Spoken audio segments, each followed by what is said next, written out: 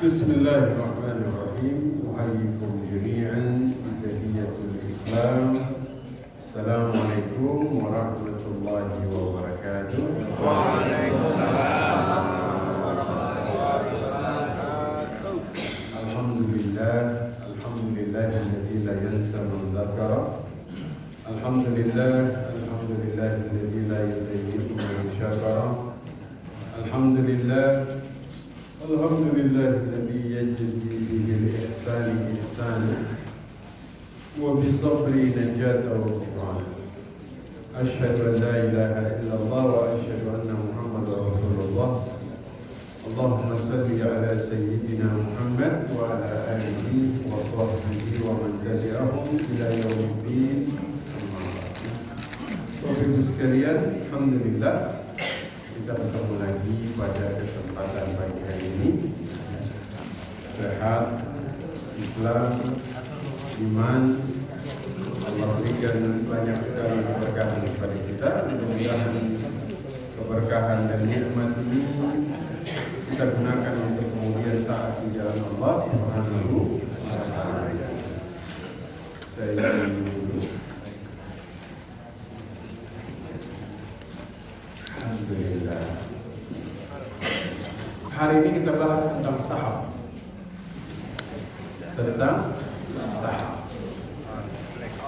Ada yang punya saham?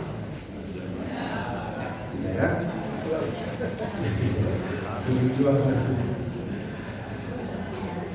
Kita bahas satu persatu hukumnya seperti apa. Nah, harta ini punya banyak potensi.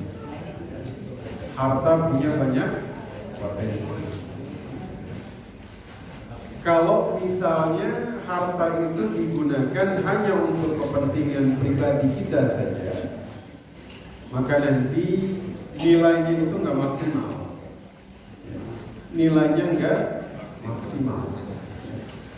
Karena itu maka Nabi itu menyarankan agar harta itu jangan dibiarkan menganggur. Jangan dibiarkan diam begitu saja.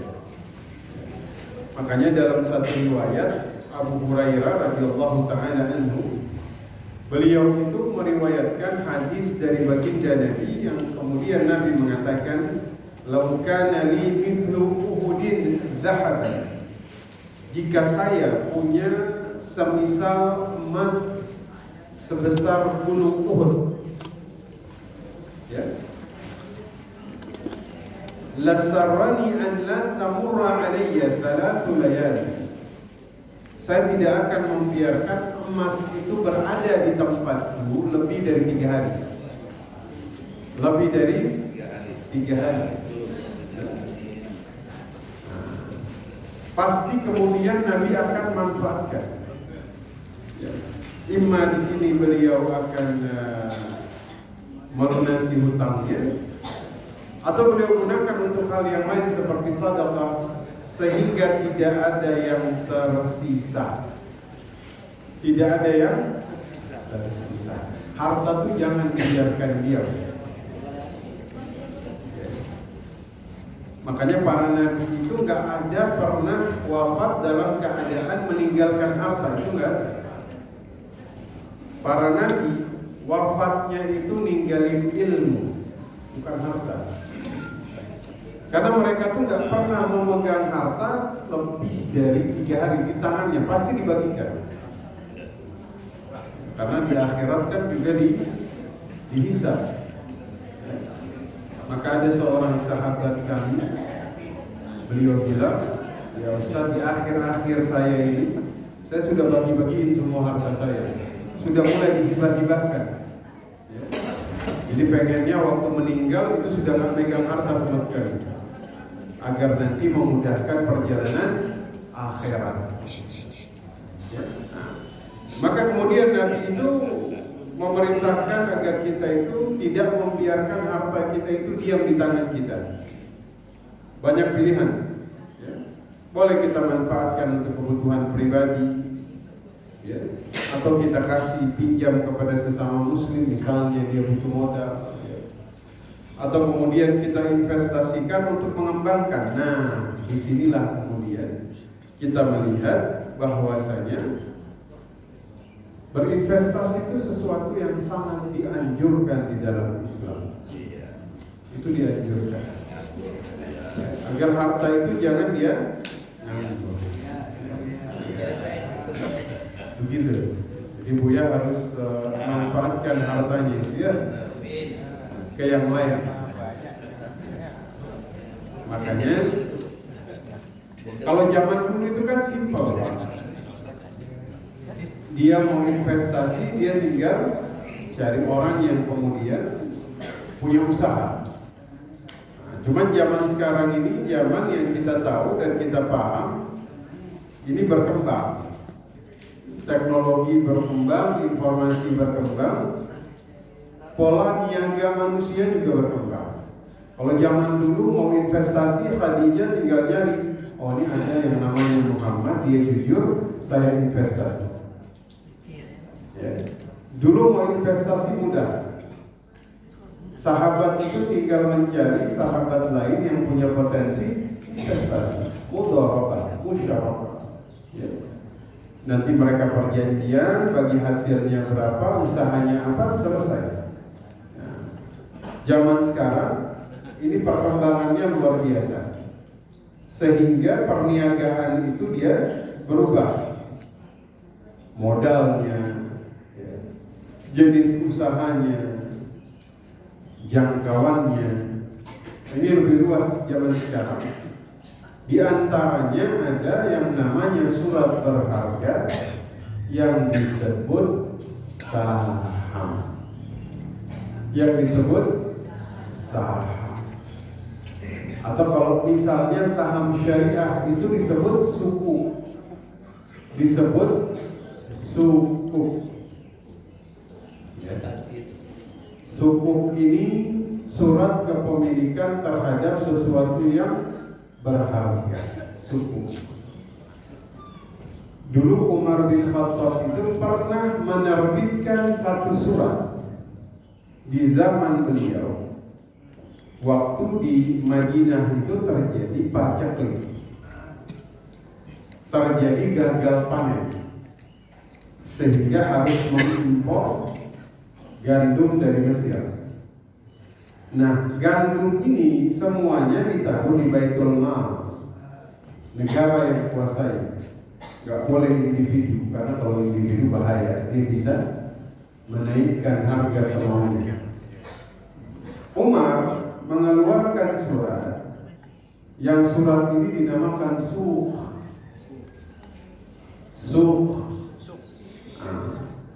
Bahasa Arabnya suk itu artinya pasar. Surat di mana kalau Bapak Ibu megang surat itu, Bapak Ibu bisa nuker dengan gandum di Baitul Mal. Lama-kelamaan istilah suk ini dia berubah menjadi cek. Nah, sukuk itu dari cek, surat. Suratnya surat berharga yang menandakan kepemilikan terhadap sesuatu. Nah, saham pun seperti itu. Ya. Saham ini adalah surat tanda kepemilikan Bapak Ibu sekalian dalam satu perusahaan. Nah, biasanya orang butuh duit, sebenarnya saham itu simpel, sederhana. Bapak Ibu kalau butuh duit pinjamnya kemana? Ke bank. Jelas ya. Sekarang ada perusahaan dia butuh dana tapi dalam jumlah yang besar. Dia pinjamnya kemana? Dari pasar modal. Dia pinjamnya dari masyarakat. Bentuknya bagaimana? Dia menerbitkan saham. Di mana saham ini akan masuk ke pasar modal, nanti diverifikasi dulu ya oleh Bapepam. Oh bisa dia masuk, semuanya sudah terverifikasi, underline-nya semua jelas, baru dia boleh masuk melantai di bursa. Bursa.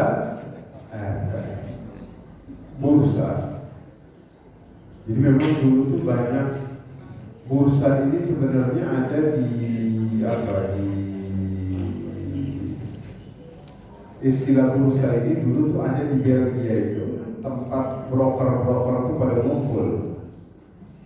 Nah, lama-lama kata bursa ini digunakan di dalam bursa efek. Ya. Nah, jadi sederhananya saham ini adalah bukti kepemilikan Bapak Ibu terhadap satu perusahaan, ya, terhadap satu perusahaan. Ya, kita menghindari karena nanti kalau bahas terlalu akademis, nanti kayak di dalam kelas nanti. Ya, nanti kita bahas garis besarnya. Oke? Jadi saham itu bukti kepemilikan Bapak Ibu terhadap satu perusahaan. Itu namanya apa? Saham. Saham ini tidak dijual bebas di toko-toko supermarket. Dia dijual hanya di pasar modal. Pasar modal adalah pasar di mana orang memperjualbelikan surat berharga. Ada surat berharga jangka panjang, ada surat berharga jangka pendek. Ala kulli hal, kalau Bapak Ibu sudah beli saham, maka Bapak Ibu ikut memiliki dari saham tersebut. Nah, maka sebelum kita masuk dari saham ini, kita lihat dulu. Saham berdasarkan motif dia beli, berdasarkan motifnya dulu. Karena motif ini kemudian bisa menentukan dia terlarang atau tidak. Sebelum masuk kepada sahamnya itu sendiri, kita masuk motifnya dulu. Karena dari motif ini sudah bisa menggiring seseorang ke dalam sesuatu yang terlarang. Motif, ya. Sederhananya misalnya Bapak Ibu beli pisau, ya. Kalau buat potong bawang maka halal, tapi kalau buat begal makanya haram. Maka kita lihat dulu motifnya, ya. Nah, motif dalam beli saham ini ada dua. Satu kita sebut sebagai biasanya tuh Allahumma sholli ala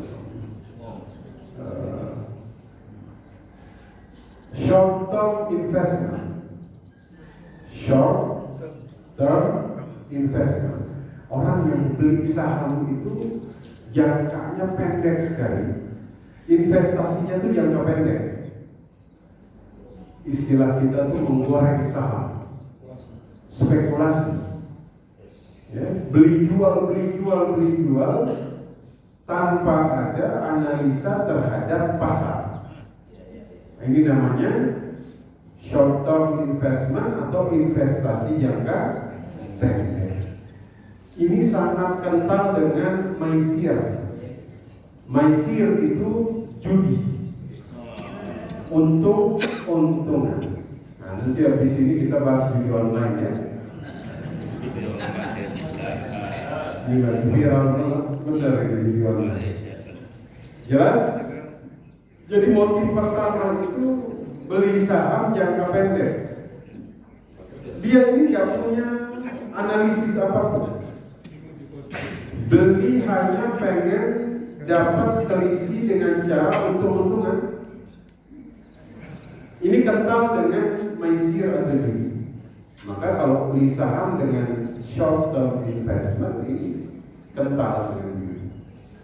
Tapi yang kedua ini long term investment, panjang. Jadi dia beli saham itu betul-betul analisa. Oh, ini bagus nih perusahaannya. Ya. Core bisnis analisisnya dia lihat dulu. Inti bisnisnya apa? Oh, jual beli halal. Oh, bisnisnya jasa.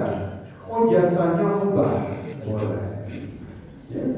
Terus dia lihat lagi keterkaitannya dengan sesuatu yang terlarang dan maksiat itu nggak ada sama sekali, ya. Dia baca itu laporan keuangan perusahaan, oh ini bagus ini, maka dia beli dengan investasi jangka panjang, nah ini boleh. Ini berarti orangnya memang betul-betul motif beli saham dengan analisa yang matang, ya. Perusahaannya, laporan keuangannya, ini boleh. Tapi kalau silakan. Kalau minim jangka waktunya itu ya mungkin kita bisa lebih dari sebulan juga sudah masuk. Yang nggak boleh itu yang short term, yang cepat nih. Nah, dia tuh ngambil selisih, ngambil margin dari sesuatu yang tidak pasti. Nah ini yang bahaya, karena ini bisa masuk ke dalam maisiat.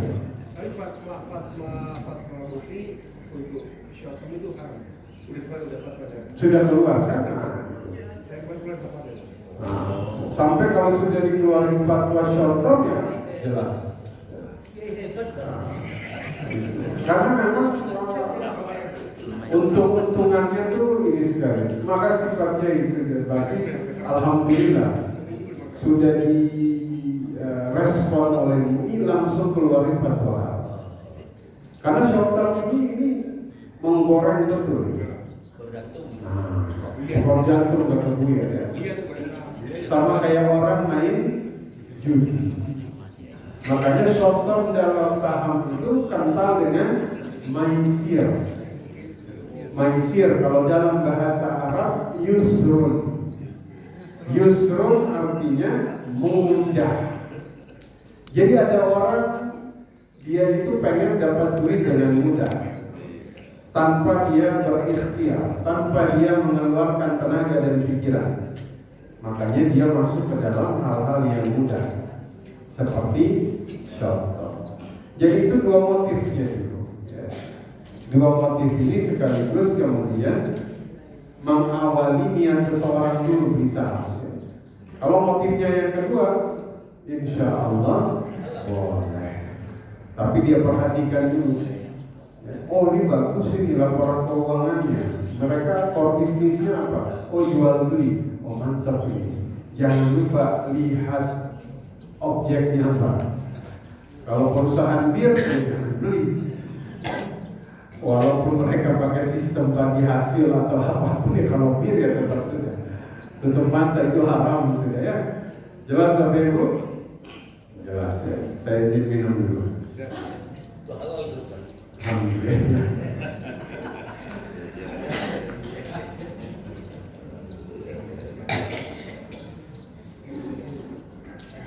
Nah, saham itu ada yang namanya common stock atau saham biasa. Biasanya orang tujuan belinya buat apa? Dapat dividen. Dividen ini ya pembagian keuntungan atau bagi hasil. Gak ada orang investasinya pengen rugi, betul? Gak ada orang jual belinya pengen rugi, betul? Pasti pengennya untung. Ya. Makanya tujuan orang beli saham itu dapat bagi hasil. Ya. Dapat apa? Bagi hasil. Ya. Maka nanti perusahaan itu pemiliknya dia orang terakhir yang dapat dividen. Ya. Harus diberikan dulu kepada yang lain, baru dia yang terakhir. Kenapa? Karena dalam Islam itu ya, sama kayak kita mudharabah. Waktu kita mudharabah, yang dapat untung duluan siapa? Seharusnya yang punya modal balik dulu modalnya, baru terakhir kita bagi hasil. Ini kadang-kadang yang punya modal belum balik modal, udah bagi duluan. Silakan. Dividen itu umumnya akan dibagi semua. Betul. Itu untuk sisanya. Kenapa Bu ya? Dan dibagikan semua dividen itu. Dividen dibagi semua. Tidak dibagikan semua. 40% misalnya, 20%. Sisanya semua. Kayak beda pertanyaannya lah. Berdasarkan kesepakatan. Ali. Pertanyaannya dia. Jadi ini yang nanya memang yang punya sahamnya banyak. Iya. Beda Buya. Lanjut dulu ya. Lanjut dulu ya. Baik. Pemain saham. Soalnya dia pemain saham. Ya, jadi selama Bapak Ibu sudah beli saham, berarti Bapak Ibu berhak dapat dividen bagi hasil. Jika untung, ini kita garis bawah betul. Jika kalau rugi, nah, saya tanya, kalau untung maka baik. Kalau rugi, Nggak dibagi. kadang ada orang beli saham, itu kan ada saham biasa, common stock, ada saham istimewa, di mana dia ini akan selalu dikasih dividen bagi hasil. Nggak rugi ya. Walaupun rugi, ini terlarang, nggak boleh. Nggak boleh, kenapa? Namanya usaha, ada untung, ada al-kharaju bid-dhaman katanya. Keuntungan itu berdasarkan resiko. Betul? Orang tuh kalau untungnya gede, pasti resikonya gede. Modalnya juga gede, betul? Ada nggak orang modalnya sedikit tapi untungnya gede banget? Terus nggak ada resiko? Ada nggak? Kalau ada, itu dekat dengan haram. Betul, itu dekat dengan keharaman. Kalau ada yang modalnya sedikit, untungnya gede banget, gak ada resiko, nah itu keharamannya pasti tinggi. Karena kata Nabi, resiko itu sejalan dengan keuntungan. Semakin besar untung, maka semakin tinggi resiko. Makanya dalam usaha itu nanti kita bernegosiasi. Antum untungnya berapa?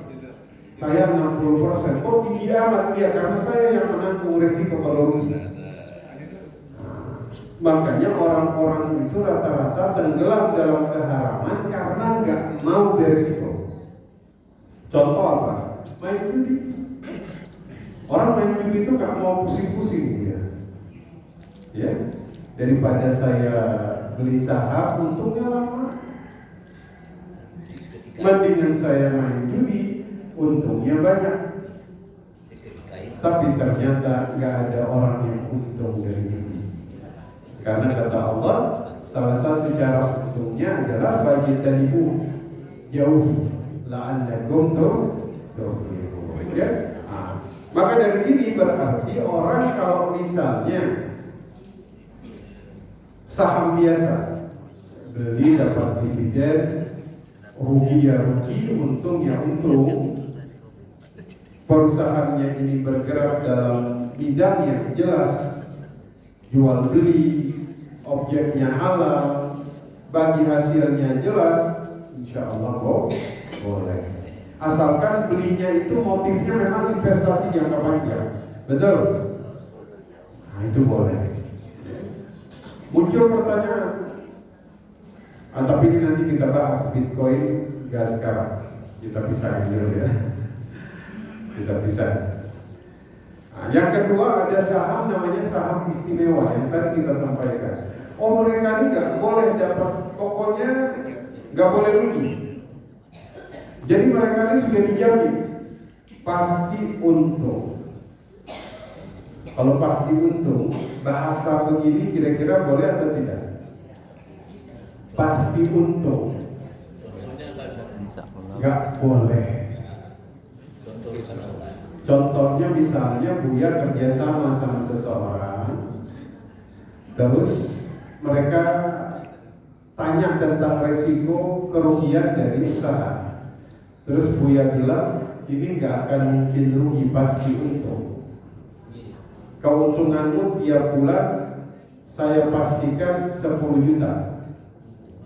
Pokoknya saya jamin itu haram. Kenapa? Itu sama kayak riba. Riba itu kan dia kasih pinjaman, tiap bulan dia harus dapat ribanya, bunganya. Dia nggak peduli mau kamu rugi, mau kamu untung, pokoknya bunganya sekian. Begitu ya. Dia nggak peduli kita rugi atau kita untung. Maka memastikan atau menjamin sesuatu itu untung itu melanggar ketetapan syariat. Kenapa? Karena untung dan rugi ini sunnatullah. Allah yang tentukan. Bukan manusia yang menjamin. Siapa kita bisa menjamin rezeki? Kita hanya bisa mencari, hasil akhir kita serahkan kepada Allah. Maka kalau ada saham yang kita sebut preferred stock atau saham istimewa, kalau beli nggak akan mungkin rugi, ya. Bahkan dia itu saham istimewa ini sebelum yang punya saham biasa dia dapat dividen atau bagi hasil, dia harus duluan. Dia harus duluan. Baru yang lain bisa dapat bagi hasil. Maka saham istimewa ini Kalau obligasi boleh. Dulu. nanti dulu. Boyan punya saham, punya obligasi, banyak. Baik. Karena nanti obligasi ini surat utang. Surat utang negara. Nanti kita bahas bagaimana obligasi ini pada akhirnya menghabiskan APBN karena banyak lembaga keuangan itu. Nah ini sekalian ya, karena udah ditanya ya, obligasi itu surat utang. Di mana surat utang ini? Biasanya yang beli adalah perbankan. Ini kadang perbankan itu nggak mau resiko masuk ke dalam ranah yang ada kita sebutkan tuh, kalau perbankan tuh loan deposit ratio. Sebesar apa rasio dana perbankan ini habis untuk sektor real. Ini agak-agak akademis kayak di kampus gitu.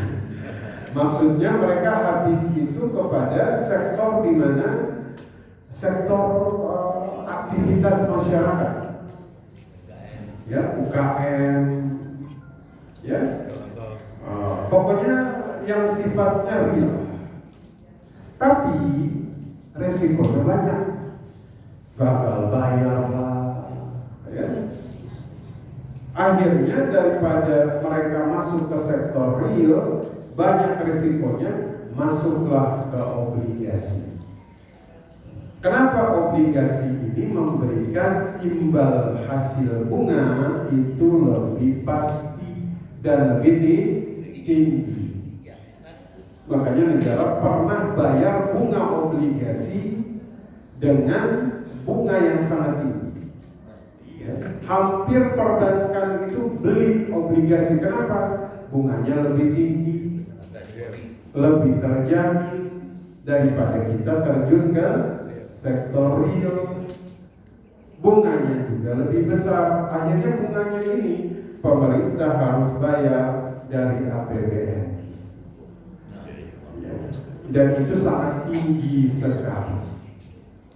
Makanya dalam Islam itu kan yang diperintahkan itu masuk ke sektor real. Karena pola ekonomi dalam Islam, polanya itu mendorong, dana itu didorong agar dia itu berkembang di tengah masyarakat. Kalau kapitalis, dia tarik dana dari masyarakat itu ditarik dan hanya dikuasai oleh beberapa pihak saja. Kalau dalam Islam enggak, didorong agar dia kemudian bisa bermanfaat di tengah-tengah masyarakat. Jadi obligasi singkat saja ya. Jadi saham itu ada saham umum biasa, ada saham istimewa. Kalau yang umum Bapak Ibu beli, pelajari dulu tentang sahamnya. Usahanya halal atau tidak? bagi hasilnya jelas atau tidak. Dan beli investasi jangka panjang. Pintar-pintar untuk baca laporan keuangan dari perusahaan yang menerbitkan saham. Ya. Kalau dia haram maka jangan. Misalnya perusahaan apa yang kemudian jangan disebut nama perusahaan, sebut saja jenis usaha apa yang terlarang.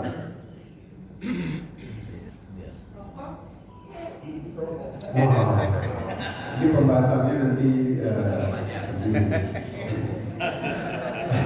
misalnya rokok bagi yang mengharapkan, ya, terus bir, apalagi saham bank misalnya, ya, karena dia berpandangan bunga dia haram. Kalau dia meyakini bunga itu haram, silahkan dia tidak. Apalagi Ternakan babi. ya, peternakan babi misalnya, kan haram ini adalah haram dari zatnya dan haram dari caranya. Perusahaan judi misalnya haram. Apalagi artinya dari inti bisnisnya ini dipastikan, ya. Namun kalau ada saham istimewa, Bapak Ibu pokoknya pasti untung, nggak akan rugi, bagi hasilnya itu pasti. Nah, ini riba, ya, ini terlarang. Biasanya daerah-daerah hitam. Ya, Untuk daerah-daerah hitam. daerah-daerah hitam, ya, Ya. yang untung terus. Iya, pelaburan, mah. Iya, nggak ada ruginya, gitu ya. Jadi memang banyak orang yang nggak pengen rugi. Ini memang hal yang fitrah. Fitrah. Bapak Ibu mau untung atau rugi? Untung. Mau untungnya gede atau kecil? Maka kalau untungnya gede, resikonya gede. Susah Pak Ustaz. Ya. Pembekuannya 2. Pembekuannya 2. Nah, ini yang belum. Jadi ada saham biasa, ada saham istimewa, ada juga saham kosong. Saham kosong, dia tuh nggak ada nominal. Biasanya kalau saham istimewa, saham biasa dia ada nominal. Di lembarannya itu ada nominal. Tapi saham kosong itu tidak ada nominal. Makanya bagi hasilnya terbatas. Dia nggak ada nominal. Ya. Kalau saham biasa dia boleh ikut RUPS, rapat umum pemegang saham. Tapi kalau saham kosong enggak. Dia itu asal kemudian dia memegang, tapi dia nggak bisa ikut campur ngatur perusahaan, nggak bisa. Dia dapat. Tapi dia dapat bagi hasil. Tapi bagi hasilnya ini terbatas. Dia terbatas. Nah, menurut syariat, dia ini termasuk beberapa hal yang kemudian dilarang. Biasanya backing. Nah, kenapa? Karena biasanya dia ini backingan, gitu ya. Backingan, tahu backingan? Goodwill beda. Kalau saham kosong ini biasanya sesuatu. ya buat siapa misalnya, backingan. Orang yang berada di belakang.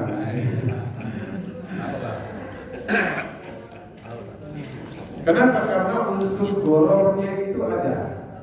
Goror itu ketidakjelasan.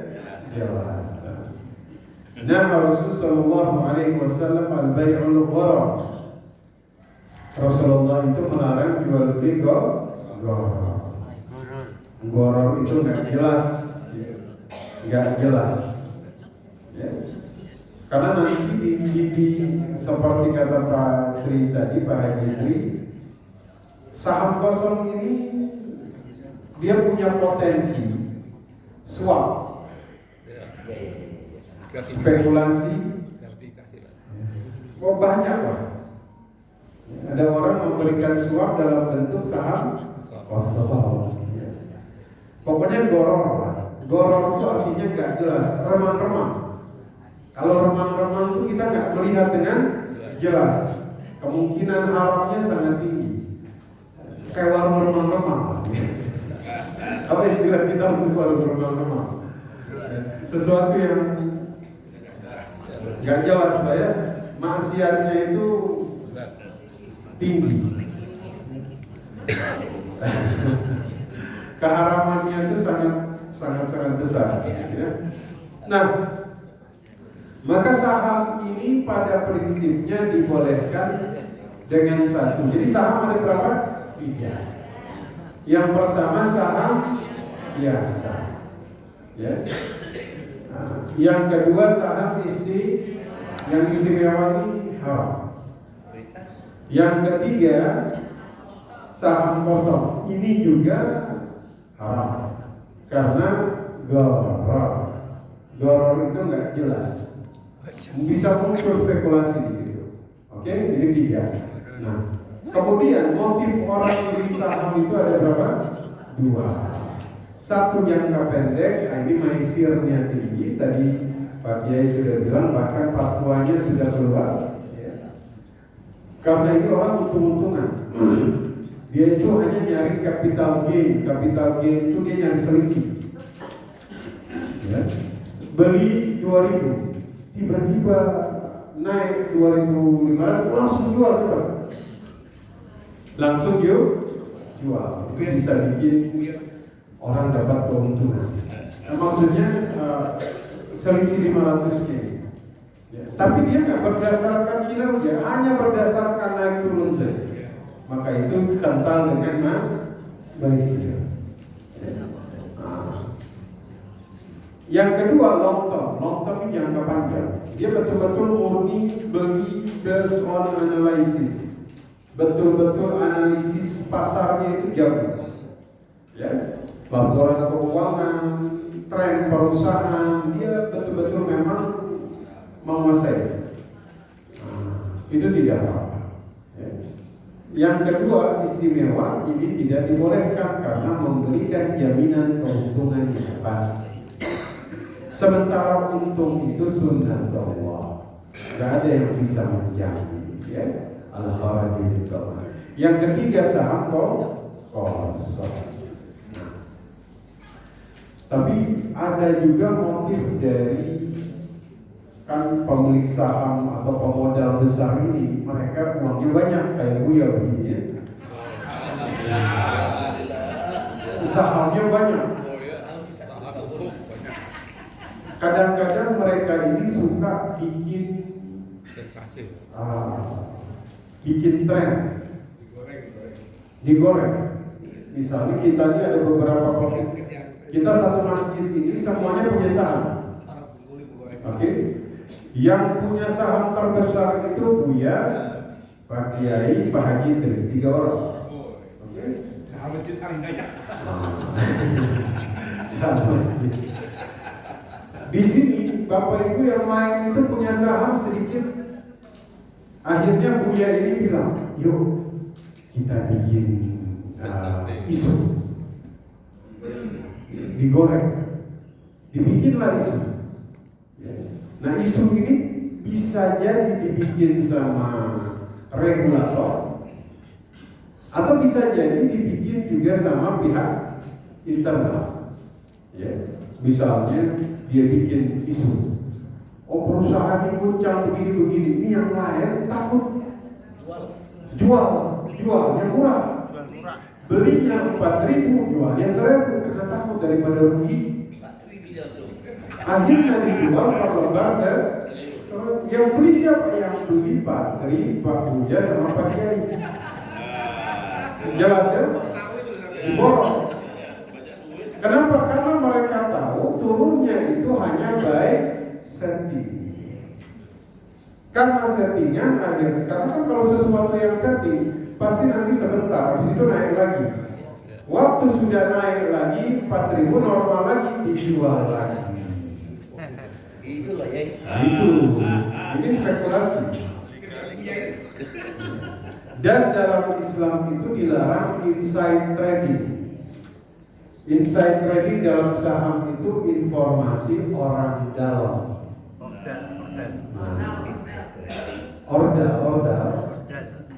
Namanya ordal ini bahaya juga. Orang dalam. Di Amerika itu pernah terjadi inside trading terbesar. Jadi dia tuh kasih info ke orang-orang di luar sana bahwa ini nanti mereka itu akan mengalami penurunan, tapi penurunannya ini tuh sebenarnya hanya penurunan yang insiden beli. Kalau kalian beli nanti nggak lama lagi dia naik. Nah itu informasi ini bikin perusahaan itu dibeli sahamnya dengan jumlah yang besar. Ini namanya inside trading, informasi orang dalam. Jadi dalam Islam itu inside trading itu diantara yang dilarang di dalam saham. Ya.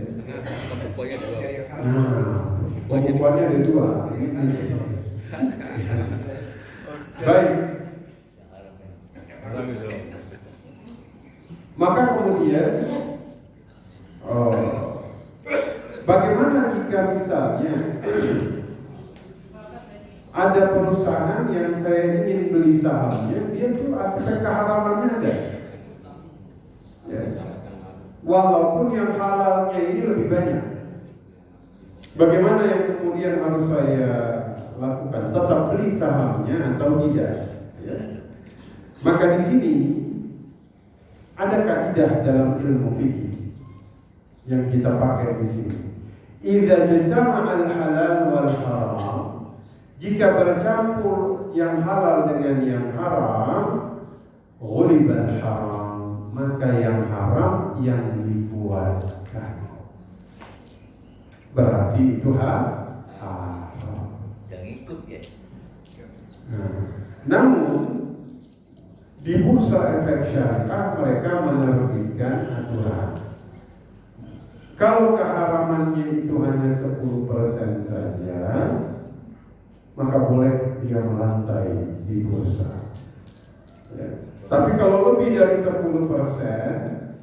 maka nggak boleh. Walaupun kadar keharamannya ini di luar itu justru lebih tinggi. Mereka tuh hanya membolehkan 5% saja. Berarti kan lebih ketat. Ya, 5% kan ya mungkin saja ada keterkaitan mereka dengan pihak ketiga yang cara pembayarannya nggak bisa dihindari, harus menggunakan lembaga yang misalnya berafiliasi dengan riba. Ya. Nah, makanya kalau ada perusahaan dia bercampur yang haram dengan yang halal, maka yang haram mengalahkan yang halal, maka cari yang betul-betul halal. Itu lebih baik. Jika halal bercampur dengan yang haram, maka yang haramnya yang dikuatkan. Jelas? Ini selaras dengan apa yang Allah katakan di dalam surah Al-Baqarah 219, yas'alunaka 'anil khamri wal maisir. Ya. Qul fihima ithmun kabir wa manafi'un linnas. Katakan di dalamnya ada dosa yang besar, walaupun di dalamnya ada manfaat. Walaupun ada manfaat, tapi ada dosanya besar. Bercampur antara dosa dan manfaat, maka dosa yang kemudian dikuatkan di sini. Jelas Bapak Ibu? Baik. Nah,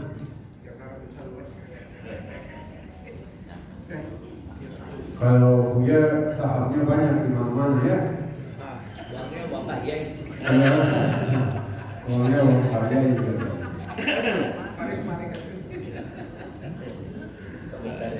Nah, Jika usia jangan saham aja.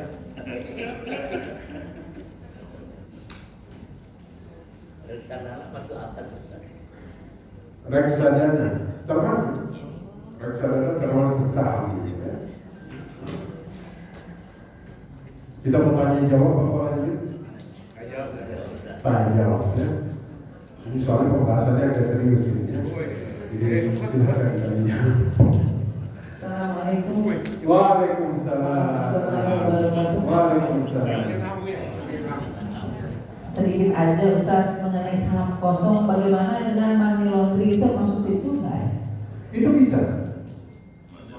Money laundering itu jadi ada keharaman yang sifatnya intiba. Intiba ini artinya dia mengikat, dia menurut. Ya, sesuatu yang haram maka dia akan menghasilkan keharaman yang lain. Contoh goror.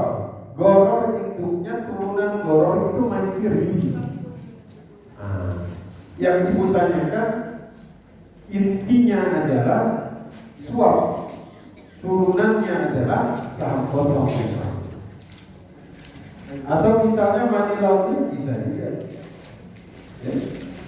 Dari sesuatu yang haram, turunannya itu pasti haram. Orang korupsi, dia akan cari cara gimana mencuci uangnya. Maka mau mencucinya bisa jadi lewat saham kosong, ini bisa jadi. Ya, karena memakai dari itu saham kosong ini spekulasinya tinggi, manipulasinya tinggi, ya, money laundering-nya juga bisa terjadi. Ya. Allah. Gratifikasi juga. Gratifikasi juga bisa lewat saham kosong. Itu bisa. Ya.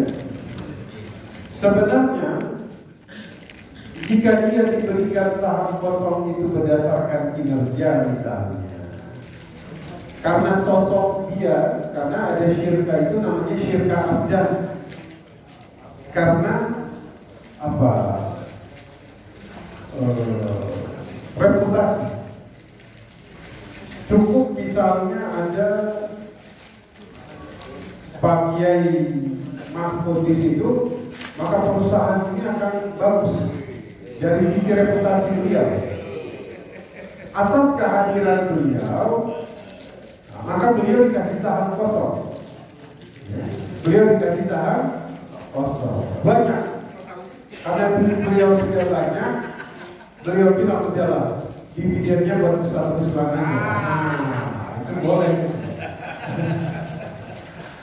Tapi kalau misalnya saham kosongnya ini untuk suap, untuk gratifikasi, ya ini yang haram. Kan bahasa kita gratifikasi ya. Sebenarnya gratifikasi ini apa? Bahasa lembut dari riswah, suap. Ya. Allah. Baik, silakan. Silakan.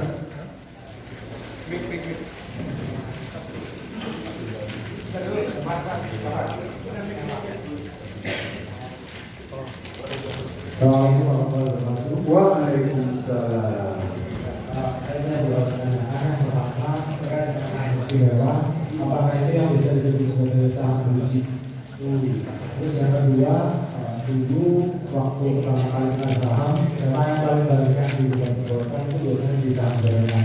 Maka ada suatu ketika rekan kerja saya dulu waktu masih dosen itu membuat riset terkait saham gorengan itu dan punya algoritma atau proses untuk bisa mengalahkan mekanisme gorengannya. Nah, apakah itu diperbolehkan atau tetap menjadi haram? Baik. Kemudian yang ketiga,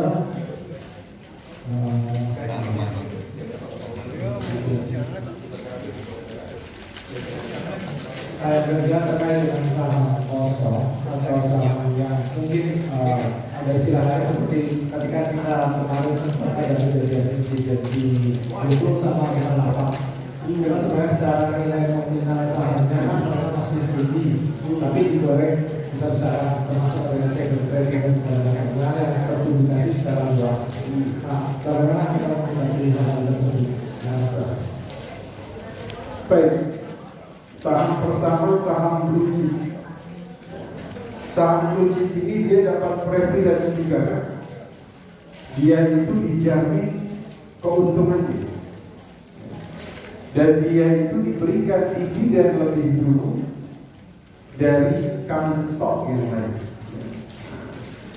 Kalau kemudian ada penjaminan terhadap keuntungan, maka jika dia blue chip, dia preferred stock atau dia saham biasa, bahasa menjamin untung ini itu menjadikan dia akhirnya terlarang.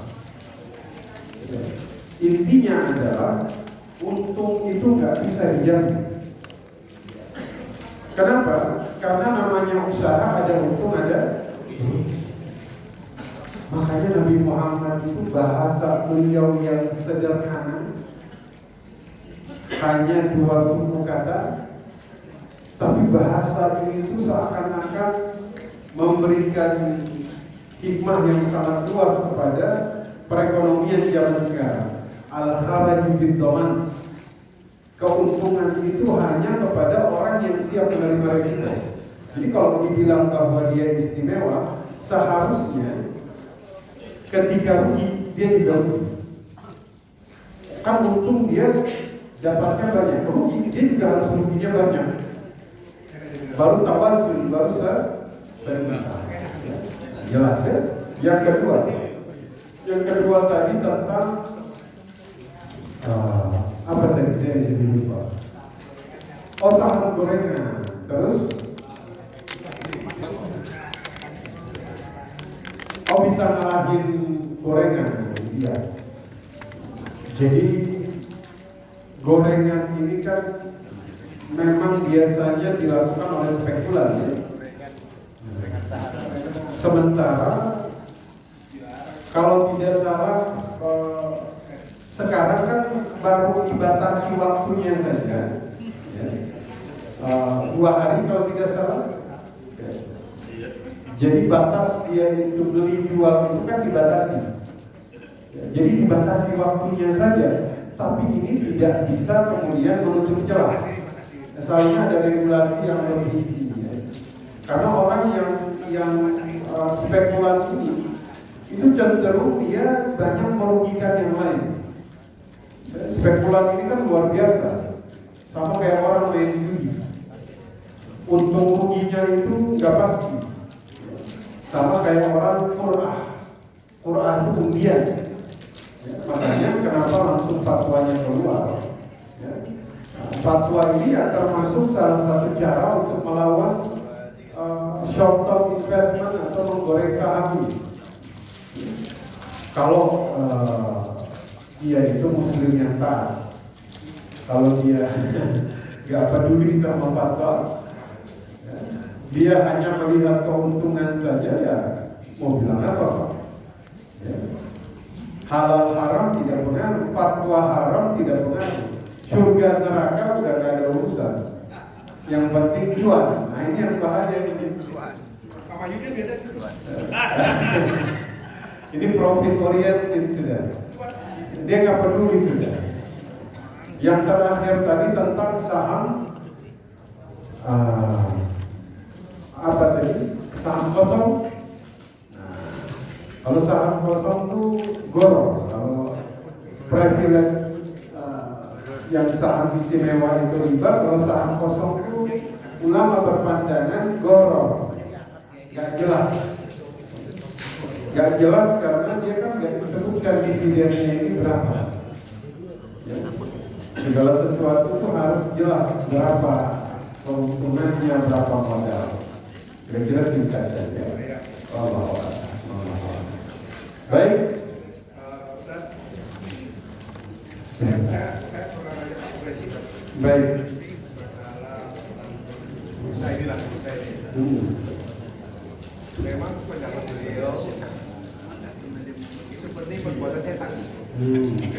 Perbuatan beliau. Jadi sesuatu yang salah tapi seperti perbuatan setan. Jadi kalau ada orang yang begitu kita tenang gitu aja. Iya. Itu yang tadi bagaimana pendapat seperti itu? Itu pendapat Pak Presiden. Baik. Jadi itu pendapat Pak Quraisy. Baik. Jadi memang melihat kelakuannya itu seperti perbuatan setan gitu loh. betul. Jadi kalau ada orang rugi kita senang. Ya. Artinya begini, sebagai muslim, dan ini hukumnya wajib. Saya setuju dengan apa yang beliau sampaikan, karena orang kalau sampai senang orang lain rugi, kalau senang orang lain rugi, berarti memang ada yang salah dengan iman. Kenapa? Karena Nabi itu, saya tuh pernah baca dalam kitab hadis tentang hadis ini dan syarahnya. Di mana hadis ini ketika Nabi mengatakan la yu'minu ahadukum, tidak beriman salah seorang di antara kalian hatta yuhibba li akhi ma yuhibbu li nafsi. Kalian tidak beriman sampai kalian mencintai kebaikan kepada orang lain, kebaikan yang sama yang kalian cintai bagi diri sendiri. Oh, ini dahsyat. Dan kata ulama, hukumnya wajib mencintai kebaikan kepada orang lain. Kalau tidak dilakukan, karena bahasanya la yu'minu ahadukum, maka dikatakan oleh sebagian ulama, hukumnya wajib menginginkan kebaikan bagi orang lain. Berarti kalau senang dengan kerugian orang lain, ini alarm sahamnya naik. Kalau kita senang orang lain rugi, berarti kalau kita senang orang lain rugi berarti, saya ulangi, kalau senang orang lain rugi berarti tidak beriman, kata sebagian ulama. Maka kalau bahasanya dia senang lihat orang rugi, makanya dibahasakan oleh Pak Quraisy itu seperti syaitan, ya karena memang pertimbangannya salah satunya antaranya itu. Masya Allah. Ya. Mukmin itu senang melihat orang lain untung, sedih lihat orang lain. Jangan dibalik. Orang lain untung dia sedih, orang lain rugi dia senang.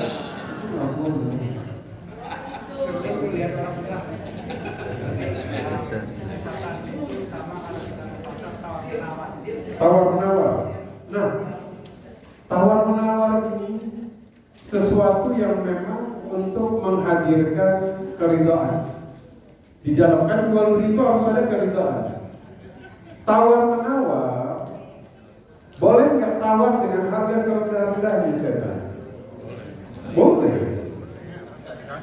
Tidak apa-apa, kan monggo silakan. Tapi kalau saya cuma ingin memberikan ada kisah dulu bagaimana sahabat itu tawar-menawar, oh itu luar biasa. Ini contoh. Abdullah bin Zubair, ya. Beliau ini kalau beli sesuatu, termasuk di antara mereka itu beli kuda. Saya pernah nyampe di sini, nggak mau dapat kuda itu kemurahan. Kenapa? Karena saya dapat kualitas, dia harus dapat harga. Dua-duanya harus sama-sama win-win solution, harus sama-sama senang. Jadi mereka tuh sampai pada tahap dalam jual beli, saya dapat manfaat, dia harus dapat manfaat. Jadi mereka nggak boleh salah satunya ini merugikan, nggak mau. Ya. Ini kan luar biasa. Ini konsep ini kalau dibawa dalam ekonomi aman, indah, betul. Kita dapat barang kemurahan, alhamdulillah. Saya tuh pernah, jadi diceritain sama ada salah satu teman kita. Aneh dapat, ini zaman-zaman lagi musim sepeda. Aneh dapat sepeda tak murah benar. Kenapa murah? Yang jual nenek-nenek kan? Ini nenek-nenek kagak paham ini sepeda seperti gimana. Ini sepeda sudah jadi tempat jemur pakaian. Jadi katanya dia lewat ada rumah tetangganya itu lagi jemur pakaian di atas sepedanya ini ditaruh di samping rumah. Nenek-neneknya kagak paham, tawar semurah-murahnya.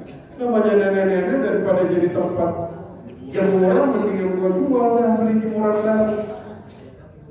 Antum tahu di sepeda harganya mahal, Anda bilang apa antum berdosa? Satu,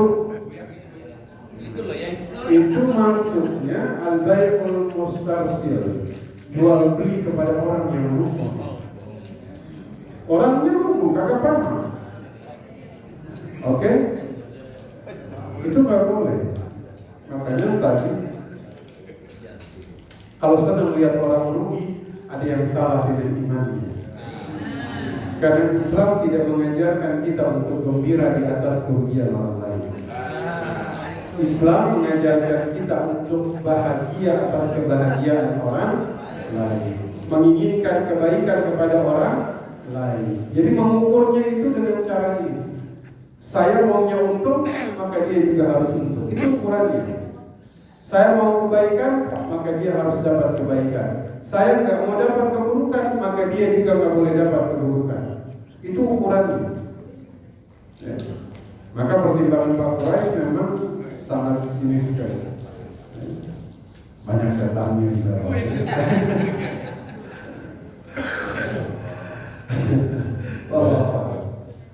Masih ada satu lagi. Ya, saya mau bertanya. Saya ada di grup pengajian. Kalau misalkan kita mau infak atau sedekah, seseorang sedang membangun masjid, redaksinya itu siapa yang mau berinfak atau sedekah, ini yang membangun masjid atau ada anak yatim.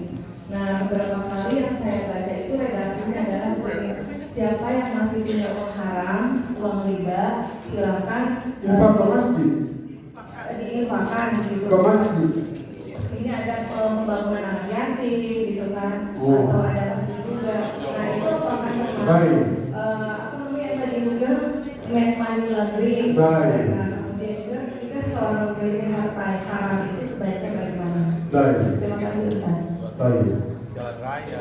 Kalau ada harta haram, dilarikannya itu untuk infrastruktur, untuk fakir miskin, boleh. Tapi untuk masjid nggak boleh. Kamar mandi boleh. Innallaha thayyib la yaqbalu illa minat thayyib. Allah itu baik, menerima hanya dari yang baik. Kamar mandi umum boleh. Kamar mandi umum boleh. Jadi harus dipisahin. Jalan raya boleh. Masjid ini zakat saja nggak boleh. Zakat saja nggak masuk. Tapi kalau darurat masuk. Tapi apalagi harta haram. Yang haram bisa kemana saja, bangun kamar mandi, bangun jalan, fakir miskin. Tapi kalau masjid nggak boleh. Kenapa? Karena Allah itu hanya menerima dari yang baik. Contoh haji. Haji saja, haji. Ini Bapak Ibu mau berangkat haji. Idza kharaja rajul hajjul bait binafaqatin thayyib, dengan nafkah yang baik. Baru keluar dari rumah udah disambut sama malaikat. Baru keluar dia udah bilang labbaik Allahumma labbaik, kata malaikat fanada munadiyan minas sama labbaik wa sa'daik. Sudah dikabarkan hajimu mabrur, kedatanganmu diterima. Ada Bapak Ibu pergi kondangan, keluar dari rumah sudah disambut menerima tamu. Ada presiden kagak, entah disambutnya di lokasi. Gubernur ada keluar dari rumah, selamat datang Pak. Kita dari, udah bisa nggak ada, hanya haji yang mabrur yang disambut dari rumah. Dari rumah udah disambut. Tapi kalau dari harta yang haram, dari rumah udah ditolak. Itu loh ya. Dari rumah sudah ditolak. Udah ditolak dari rumah. Saya dibully Buyani. Artinya hajinya sah secara fikih. tapi pahalanya batal. Sama kayak orang sholat tapi minum khamar. Sholatnya sah, tapi pahalanya batal. Maka kalau ada bahasa seperti itu, maka tolong dipastikan. Untuk masjid nggak boleh pakai yang haram, harus pakai yang halal. Begitu. Wallahu a'lam bishawab. Saya kira cukup.